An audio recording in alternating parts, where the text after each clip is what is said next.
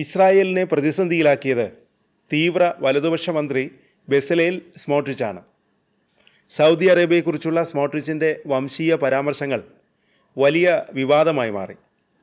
സൗദിയും ഇസ്രായേലും തമ്മിലുള്ള ബന്ധം സാധാരണ നിലയിലേക്ക് എത്തിക്കാനുള്ള തീവ്ര ശ്രമങ്ങൾ നടത്തുന്നതിനിടെയാണ് മന്ത്രിയുടെ അസ്ഥാനത്തുള്ള അഭിപ്രായ പ്രകടനം.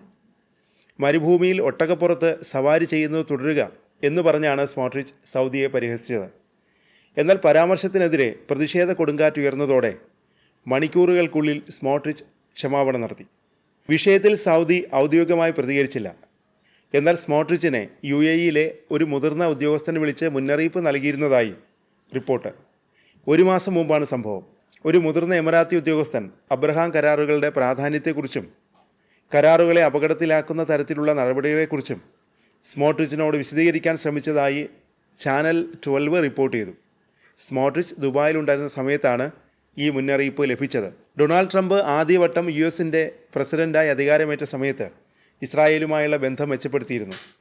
ട്രംപിൻ്റെ മധ്യസ്ഥതയിലായിരുന്നു ഇത്. അതിനിടെ അറബ് രാജ്യങ്ങളിൽ സ്മോട്രിച്ചിൻ്റെ വംശീയ പരാമർശത്തിൽ വലിയ രോഷം ആളിക്കത്തുകയാണ്. ഇരു രാജ്യങ്ങളും തമ്മിലുള്ള ബന്ധം വഷളായിരിക്കുന്നു എന്ന റിപ്പോർട്ടും പുറത്തുവരുന്നു. ഇസ്രായേലുമായുള്ള ബന്ധം സാധാരണ നിലയിലാക്കുന്നതിന് പകരമായി പലസ്തീൻ രാഷ്ട്രം രൂപീകരിക്കണമെന്ന് സൗദി അറേബ്യ ആവശ്യപ്പെട്ടാൽ അവർക്ക് ഒട്ടകങ്ങളുടെ പുറത്ത് സവാരി തുടരാമെന്നായിരുന്നു സ്മോട്രിച്ചിൻ്റെ വിവാദ പരാമർശം. പലസ്തീൻ രാഷ്ട്രത്തിന് പകരമായി സൗദി അറേബ്യ നമ്മോട് ബന്ധങ്ങളുടെ സാധാരണവൽക്കരണം പറഞ്ഞാൽ, സുഹൃത്തുക്കളെ, മരുഭൂമിയിലെ മണലിൽ ഒട്ടകങ്ങളുടെ പുറത്ത് സവാരി ചെയ്യുന്നത് തുടരുക, ഇങ്ങനെയാണ് സ്മോട്രിച്ച് പറഞ്ഞത്. ഇസ്രായേലുടനീളമുള്ള രാഷ്ട്രീയ നേതാക്കൾ ഈ പരാമർശങ്ങളെ അപലപിച്ചു. മിഡിൽ ഈസ്റ്റിലും ശക്തമായ പ്രതിഷേധമുയർന്നു. ക്ഷമാപണം നടത്തുമ്പോഴും സ്മോട്രിച്ച് തൻ്റെ നിലപാട് ന്യായീകരിക്കുന്നു. എക്സിൽ പോസ്റ്റ് ചെയ്ത ഒരു വീഡിയോ പ്രസ്താവനയിൽ തൻ്റെ മുൻ പദപ്രയോഗത്തിൽ ഖേദിക്കുന്നതായി സ്മോട്രിച്ച് പറഞ്ഞു. സൗദി അറേബ്യയെക്കുറിച്ചുള്ള തൻ്റെ പ്രസ്താവന നിർഭാഗ്യകരമായിരുന്നു. അത് ഉണ്ടാക്കിയേക്കാവുന്ന ഏതൊരു അപമാനത്തിന് ഞാൻ ഖേദിക്കുന്നു അദ്ദേഹം പറഞ്ഞു. എന്നിരുന്നാലും പരസ്പര ബഹുമാനം പുലർത്തണമെന്നും അദ്ദേഹം ആഹ്വാനം ചെയ്തു.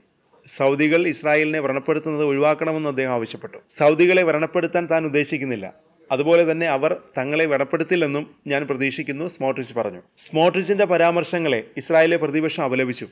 സ്മോട്രിച്ചിൻ്റെ പരാമർശങ്ങൾ ഇസ്രായേലിൻ്റെ നയതന്ത്ര ബന്ധത്തെ ദോഷകരമായി ബാധിച്ചുവെന്നും പ്രതിപക്ഷ നേതാക്കൾ കുറ്റപ്പെടുത്തി. സൗദി അറേബ്യയിലെയും മിഡിൽ ഈസ്റ്റിലെയും ഞങ്ങളുടെ സുഹൃത്തുക്കളോടാണ്. സ്മോട്രിച്ച് ഇസ്രായേലിൻ്റെ പ്രതിനിധിയല്ല, പ്രതിപക്ഷ നേതാവ് എയർ ലാപ്പിഡ് എക്സിൽ അറബിൽ എഴുതി.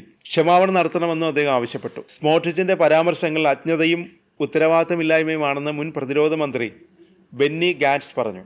ഒരു മുതിർന്ന നേതാവിൽ നിന്ന് പ്രതീക്ഷിക്കുന്ന പ്രസ്താവനയല്ല ഉണ്ടായതെന്നും അദ്ദേഹം പറഞ്ഞു.